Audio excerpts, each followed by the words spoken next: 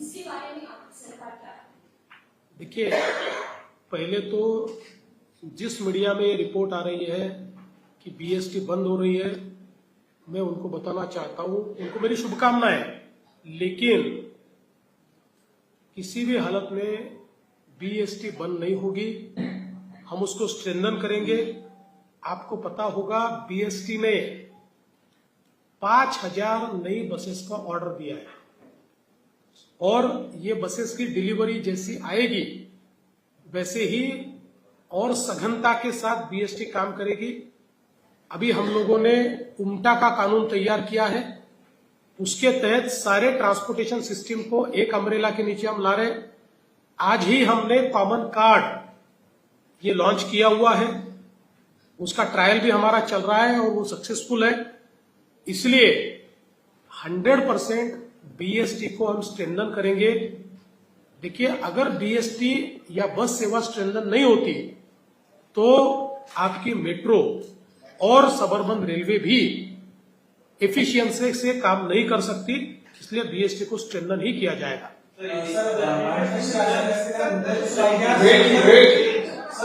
Mumbai उष्णवते 70 किलोमीटरवरती पंधराही shooting काम आहे आणि त्या ठिकाणी त्या गावाला इस्लामिक स्टेट म्हणून घोषित केलं जातं।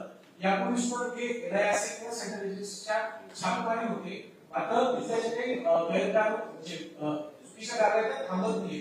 नेमकं काय केलं जाईल आणि किती माध्यमातून सुद्धा गेलो त्याला सुद्धा मार्गदर्शक रोखलं गेलं। आपल्याला कल्पना आहे की मागच्या काळामध्ये साकीब नाचन आणि तत्सम लोकांनी खूप मोठ्या प्रमाणात तिथे अवैध कारवाया सुरू केल्याचं आपल्या निदर्शनास आल्यानंतर वारंवार त्या ठिकाणी आपण छापेमारी केलेली आहे। मोठ्या प्रमाणात या इल्लीगल आणि अँटी नॅशनल ऍक्टिव्हिटीजमध्ये जे लोक आहेत त्यांना पकडणे, त्यांच्यावर कारवाई करणे हे काम चाललेलं आहे। आणि आता तिथलं जे काही मटेरियल मिळालेलं आहे त्याच्या आधारावर त्याचं फॉरेन्सिक अनालिसिस करून अजून कोण कोण त्याच्यामध्ये सामील आहे आणि त्यांच्या लिंक्स कोणापर्यंत आहेत हे देखील काढण्याचं काम। सर दो सवाल है। कल जिस मुंबई में एक्सीडेंट हुआ है वैसे एक्सीडेंट ना हो, इसलिए सेंट्रल गवर्नमेंट और महाराष्ट्र गवर्नमेंट मिलकर क्या कर रही है, पूरी पर डे 80 लाख लोग कमवाने से लोगों के बीच ऊपर चल रहे हैं।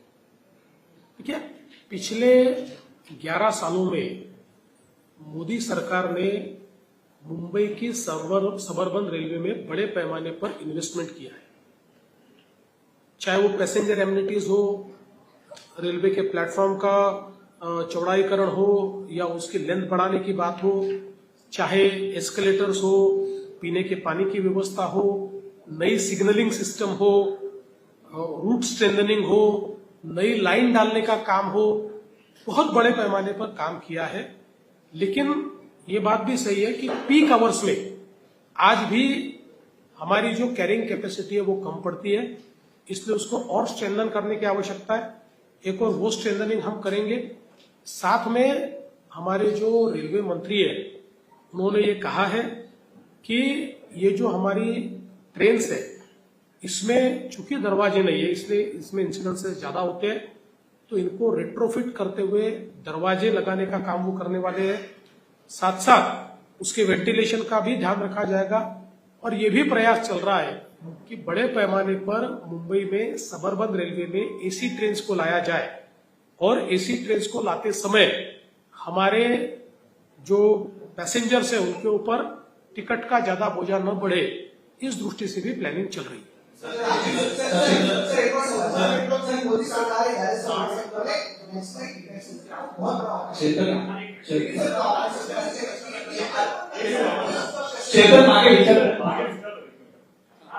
मोदी सरकार के कार्यकाल में माओइज्म पर बहुत ही इफेक्टिव काम हुआ है। अगर हम देखें तो देश के प्रधानमंत्री जी के नेतृत्व में हमारे गृह मंत्री जी ने जो देश को वादा किया है, मार्च 2026 तक जितने एक्टिव केडर है उनको समाप्त किया जाएगा। एक्टिव नक्सलिज्म जो है या माओइज्म उसको समाप्त किया जाएगा। उसके ऊपर बहुत जोरों से कार्रवाई चल रही है। वैसे महाराष्ट्र जैसे राज्य ने तो पिछले 10 सालों में बहुत अच्छे ऑपरेशंस किए, लेकिन 5 साल जब कांग्रेस की सरकार छत्तीसगढ़ में थी तो बड़े पैमाने पर नक्सल भर्ती वहां पर हुई है। इसके कारण एक नया प्रश्न तैयार हुआ, लेकिन जब से बीजेपी की गवर्नमेंट वहां आई है बहुत बड़े ऑपरेशन शुरू हुए और अब हम लोग ज्वाइंट ऑपरेशन भी कर रहे हैं और इसके कारण नक्सलवाद की कमर टूट गई है और मुझे पूरा विश्वास है कि आने वाले दिनों में हम इसको समाप्त करते रहेंगे। सचिन राहुल गांधी बार-बार महाराष्ट्र चुनाव आयोग पर सवाल उठा रहे हैं, चुनाव आयोग एक्सप्रेशन दे रहा है, इसकी बावजूद वो इस तरह के सवाल उठा रहे हैं, उस पर अपने जो प्राणी का वो न्यूज रही है। दूसरी बात कि G7 में जिस तरह से मोदी जी को टारगेट किया गया, एक लड़की जब कनाडा के राष्ट्रपति ने खुद ही कहा कि मोदी जी को इनवाइट करना है और उनके बिना ये सक्सेस नहीं होगा, उसको लेकर ऑपरेशन सिंदूर को लेकर जो सवाल उठा रहे हैं उनको क्या कहना है? देखिए, राहुल गांधी, इन्हें इलेक्शन कमीशन ने बहुत साफ शब्दों में कहा है कि वो अगर इलेक्शन कमीशन को लेटर देंगे तो इलेक्शन कमीशन उनको जवाब देने को तैयार है। प्रेस कॉन्फ्रेंस का जवाब तो इलेक्शन कमीशन नहीं देता है, फिर भी दे रहा है। लेकिन राहुल गांधी इलेक्शन कमीशन को इसलिए लेटर नहीं लिखेंगे क्योंकि उनके सेल ने इलेक्शन कमीशन को जो सूचना का अधिकार है उसके तहत एक पत्र दिया था। यही सारे सवाल उठाए थे जिस पर कांग्रेस पार्टी को 60 पन्नों का जवाब इलेक्शन कमीशन दे चुका है और अब उन 60 पन्नों के जवाब के बाद उनके पास कोई सवाल बचता नहीं है। इसलिए राहुल गांधी की एक ही नीति है, गोबेल्स जैसी, रोज झूठ बोलो, रोज वही बात कहो ताकि शायद लोगों के मन में कोई कंफ्यूजन तैयार हो जाए। If you cannot convince then confuse people, इस प्रकार की नीति पर वो चल रहे हैं। मैंने राहुल जी को उनके एक एक मुद्दे का जवाब दिया है और उसके ऊपर वो कोई जवाब नहीं दे पाए, उनका चेला चपाटा भी कोई जवाब नहीं दे पाया। और जहां तक चुनाव का सवाल है तो मैं बहुत साफ शब्दों में कहना चाहता हूं कि चुनाव की प्रक्रिया में वोटर लिस्ट जब बनती है या जब वोटर रजिस्ट्रेशन होता है, हर पार्टी का एक एक बीएलओ ये हर बूथ पर होता है, उस बीएलओ को अधिकार होता है। कांग्रेस पार्टी का भी, हमारी पार्टी का भी है। जब लिस्ट तैयार होती है तो लिस्ट की कॉपी उस बीएलओ को मिलती है, लिस्ट की कॉपी पूरी प्रिंटेड कॉपी, यानी पब्लिक डोमेन में तो लिस्ट होती है, प्रिंटेड कॉपी ये पॉलिटिकल पार्टी को मिलती है। तो जब कांग्रेस पार्टी को ये लिस्ट मिली उस समय या उससे पहले या जिस समय रजिस्ट्रेशन चल रहा था, क्या उन्होंने एक भी ऑब्जेक्शन लिया? अगर गलती हो रही थी तो ऑब्जेक्शन लेते, लिस्ट आई उसमें गड़बड़ी थी तो ऑब्जेक्शन लेते, एक भी ऑब्जेक्शन नहीं लिया। चुनाव के दिन जब चुनाव की प्रक्रिया चलती है उस समय हर बूथ में पॉलिटिकल पार्टी का एक एक रिप्रेजेंटेटिव रहता है, उनका भी रिप्रेजेंटेटिव था। पूरे चुनाव में उनके रिप्रेजेंटेटिव ने एक खत दिया, एक पत्र दिया, एक ऑब्जेक्शन लिया, 4 लाइन लिख कर दी कि गलत हो रहा है, ज्यादा लोग आ रहे हैं, गड़बड़ियां हो रही है, कुछ भी। तो इसका मतलब यह है कि अब अपनी हार को छुपाने के लिए बहाने ढूंढने का काम वो कर रहे हैं। इसलिए मैं बार बार कहता हूं कि जब तक राहुल गांधी ये आत्मावलोकन नहीं करेंगे तब तक उनकी पार्टी जीत नहीं सकती। मेरा सवाल आपसे ये है कि आपने कहा कि हमारी जो सरकार है वो भ्रष्टाचार और घोटाले पर काम कर रही है और ऐसे कई खुलासे किए हैं, लेकिन जिस तरीके से फिर चाहे वो किसी भी पार्टी के नेता हो वो आपकी पार्टी में शामिल हो जाते हैं और उसके बाद उनके ऊपर जो भी आरोप लगते हैं वो पूरी तरीके से साफ सुथरा हो जाता है। क्या वो भ्रष्टाचार या घोटाले नहीं करते? ये मेरा पहला सवाल है। और दूसरा सवाल मेरा आपसे धारावी के पुनर्विकास को लेकर है। आपकी सरकार बार बार कहती है कि हम धारावी का पुनर्विकास करेंगे, लेकिन वहां की जनता का ये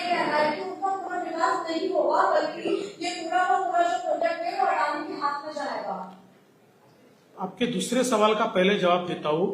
आपने जो कहा वो जनता का कहना नहीं है, कांग्रेस के नेताओं का कहना है।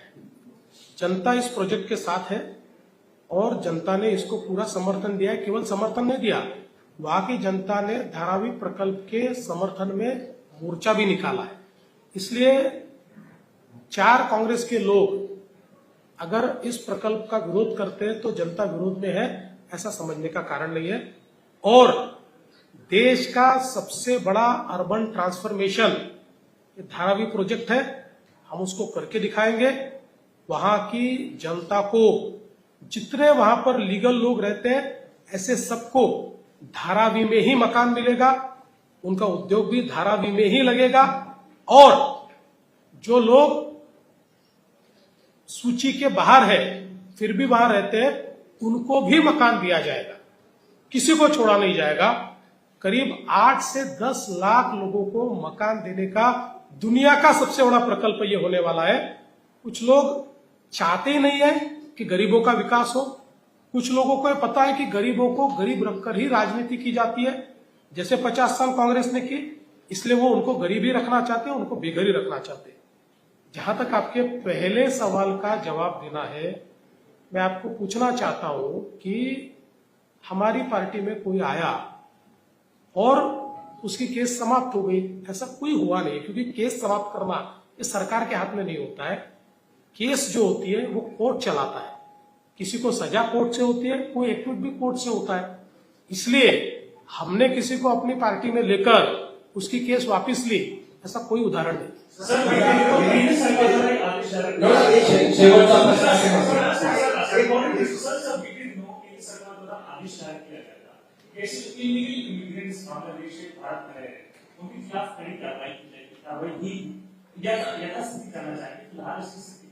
दूसरा इससे जुड़ा एक और सवाल होगा। शरद पवार राष्ट्रीय सीनियर लीडर है, वो सलाह देते हुए कहते हैं कि फिलहाल भारत की स्थिति है उसके अनुसार हमारा कोई पड़ोस से हमारे साथ संबंध नहीं बना है। बांग्लादेश इसका फॉर्मेशन हमने की, इसकी स्थापना हमने की, आज वो भी हमारे साथ नहीं है। अगर किसी तरीके से राजनीति चलती रही उसका खामियाजा आने वाले दिनों में भारत को होगा। पहली बात तो ये है कि आपने क्या पहला सवाल पूछा था, मैं भूल गया।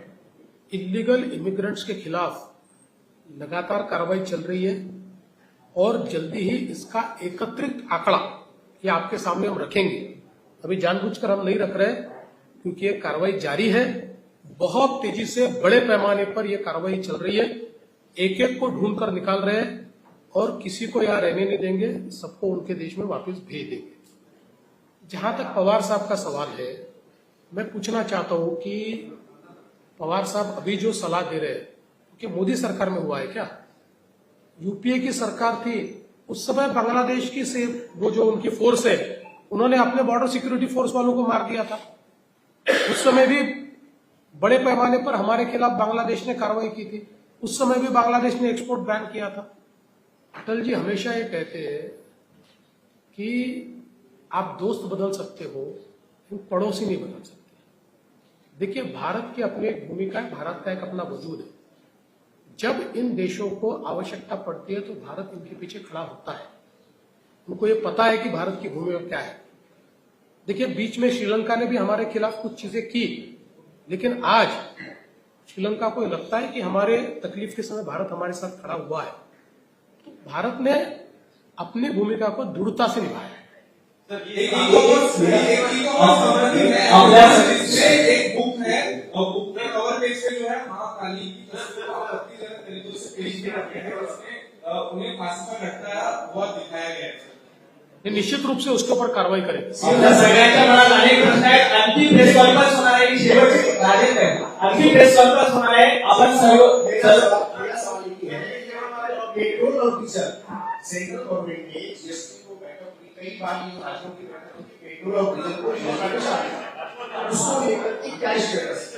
देखिए, महाराष्ट्र ने अपनी भूमिका बार बार रखी है कि पेट्रोल और डीजल को जीएसटी में शामिल करने में हमें कोई आपत्ति नहीं है, लेकिन इसमें जो काउंसिल है, उस काउंसिल में सारे राज्यों का जब तक एकमत नहीं होता तब तक ये हो नहीं सकता।